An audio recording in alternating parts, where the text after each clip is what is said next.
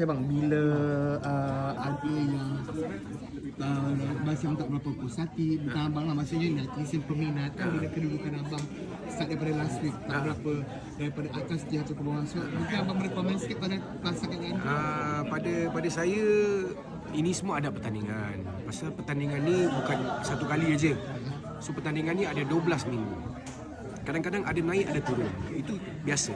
Kita tidak boleh expect sentiasa ke atas. Jadi pada saya ini ada satu cabaran dan satu peringatan dan juga belajar daripada kesilapan kita sebagai penyanyi.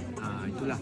Tapi kalau boleh janganlah gaduh-gaduh kan. Abang juga ada tengok jugalah dia punya netizen yang mana menyokong, betul-betul sokong saya cukup-cukup. Tapi pada saya janganlah gaduh-gaduh. Kita sama. Malaysia dengan Singapura ni sebenarnya dulu satu negara.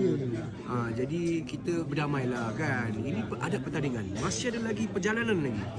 Bila juri macam Datuk Syafina sini pun cakap, dia kata bila dia menegur dan dia beritahu tu sebab dia nampak potensi sangat besar pada Iskandar Ismail. So, dan dia kata abang sendiri pun tahu apa benda yang ditegurkan tu. Betul. Dan untuk kebaikan, dan dia puji je macam mana abang terima teguran itu. So, bila abang melihat figura besar macam ni kan, bagi perhatian penyanyian abang, apa abang rasa? Saya rasa ada baiknya lah sebenarnya. Pasal kita ni kadang-kadang kita terlewa sebagai penyanyi ni. Kita dah kebiasaan teknikal kita dah kebiasaan pakai chest voice dan sebagainya kan. So bila nampak urat-urat ni semua, tapi memang betul apa Tok Nas cakap tu. Kita nak kena peringatkan lagi. Pasal setiap minggu tu lagu corak-coraknya semua lain-lain. Jadi bila dapat lagu Abang Rahmat Ikan Matra ni, memang saya dah kebiasaan nyanyi pakai chest. Jadi nampak urat-urat ni semua dah terkeluar dah kan. Jadi saya cubalah lagu minggu depan ni lagu Funfair. So, mudah-mudahan urat-urat tak nampak.